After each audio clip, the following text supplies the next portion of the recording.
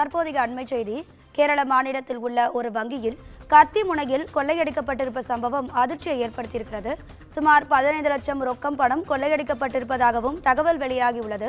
இது தொடர்பான கூடுதல் தகவல்களை தருவதற்காக நமது செய்தியாளர் வசந்த் இணைப்பில் இருக்கிறார். வசந்த், வணக்கம். திருட்டு சம்பவம் குறித்தான உங்க தகவல்களை சொல்லுங்க. வணக்கம்.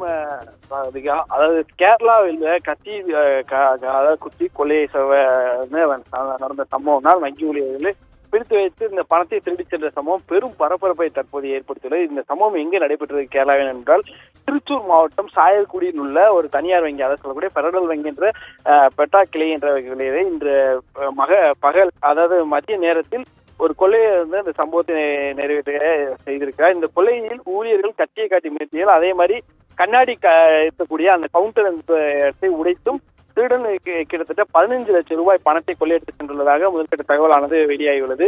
இது கொள்ளையை தாக்கிய போது வங்கியின் பெரும்பாலான ஊழியர்கள் மதிய உணவு நேரத்துக்காக உணவு நேரம் வெளியேறியுள்ளனர். அதை கண்டு அவர் அதை அறிந்து கத்தி மற்றும் ஆயுதங்களை ஏறி திருடன் மேலாளர் உள்ளிட்டவர் கொண்டு எதிர்த்து மிரட்டி கழிவறை பூட்டி வைத்துள்ளான். பின்னர் பணத்தை எங்கு சேமித்து கொடுக்கப்பட்டுள்ளது என்று ஒருவரும் கேட்டு நாற்காலியை பயன்படுத்தி கவுண்டரை உடைத்துள்ளார் என்ற சம்பவம் தான் தற்போது. அதை பணத்தையும் கைப்பற்றுள்ளார். மேலும் அந்த திருடன் மாறு இடத்துல இருந்து தப்பி செல்வதற்காக மோட்டார் சைக்கிள் வாகனத்தை தான் அவர் பயன்படுத்தியுள்ளார் என்பது தெரிய வந்தது. மேலும் திருடி சென்று வேகமாக தப்பி செல்வதற்காக திருடன் அணிந்திருந்ததாகவும் அந்த முதற்கட்ட சிசிடிவி காட்சிகள் பதிவானதில் தெரிய வந்துள்ளது. அதில் அவர் அந்த 15 லட்சம் பணத்தை எடுத்துக்கொண்டு சிசிடிவி காட்சி என்பது தெரிய வருகிறது. அவர் ஹெல்மெட் அணிந்திருப்பதால் அவர் முழு உருவமான தெரியவில்லையால் அவர் முகத்தை யார் பார்க்க முடியாத அளவுக்கு அவருக்கு சொல்கிறார். மேலும் அவர் பேசியிருப்பதாலும் அவர் உச்சரிப்பு தெளிவாக இல்லை என்றால் வங்கி அதிகாரிகள் தெரிவித்துள்ளனர். மேலும் அங்கு இருக்கக்கூடிய சிசிடிவி காட்சிகளை போலீசார் தற்போது ஆய்வு செய்து வருகின்றனர்.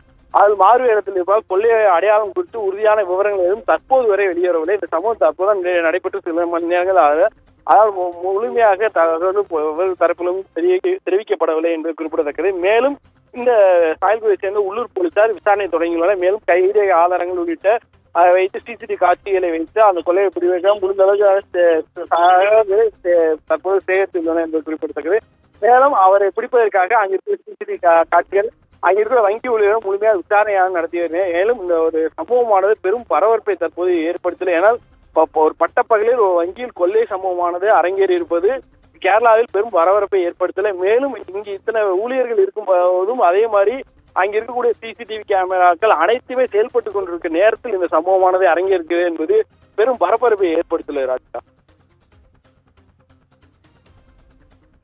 உங்க தகவல்களுக்கு நன்றி வசந்த்.